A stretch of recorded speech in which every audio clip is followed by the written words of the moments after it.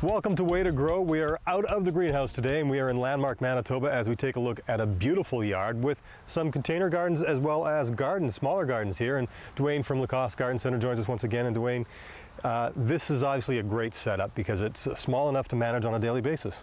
Well, yeah, and I want to illustrate this. We've been talking over the last few episodes, bringing up how people are more interested in doing vegetables, growing their own food, and providing for themselves that way.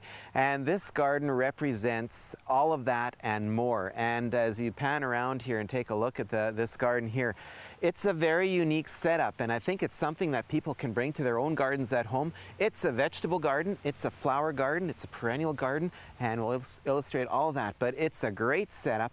It's the first thing that strikes you is the mixture of flowers and vegetables happening here. You know, we've got zinnias growing right alongside some radishes and spinach, and there's cabbage growing here, and there's marigolds, and there's beans. There's all of these things happening in here, and you wouldn't think that would happen in a vegetable garden. And I just wanted to bring out that highlight, and it's something that's practical that people can use in the smaller yards. And as you go further back here and you look around, there's a great use of shrubs and strawberries over there.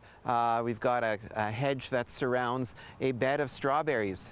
It looks great, but it's practical, it's useful. Rhubarb, you know, we all just think of eating our rhubarb crisp and stuff. Rhubarb here is the anchor plant on some of the perennial beds that are around it, with the irises coming up, there's lupins. So it's a great way of mixing and matching your perennials, your annuals, and your vegetables.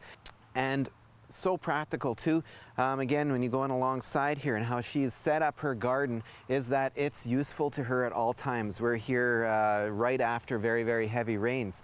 Well, the way her garden is set up, that the things that she wants to use for salads, for her day-to-day use, her lettuce is all going to be within easy reach. You just have to bend down. The lettuce is right there, and it's ringing around all the different 4 beds here.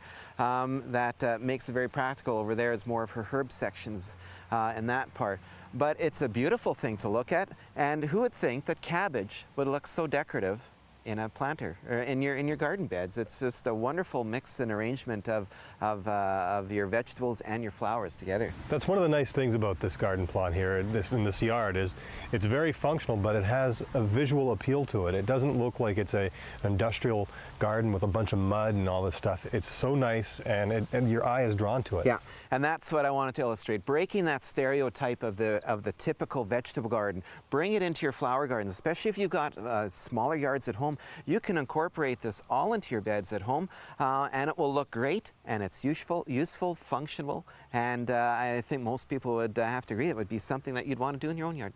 Well, if you want any more information on creating a garden like this in your own yard, you can get in touch with Dwayne and the staff at Lacoste Garden Center. They're located at 2787 St. Mary's Road, or you can check out your website as well. Yeah, lacostegardencentre.ca.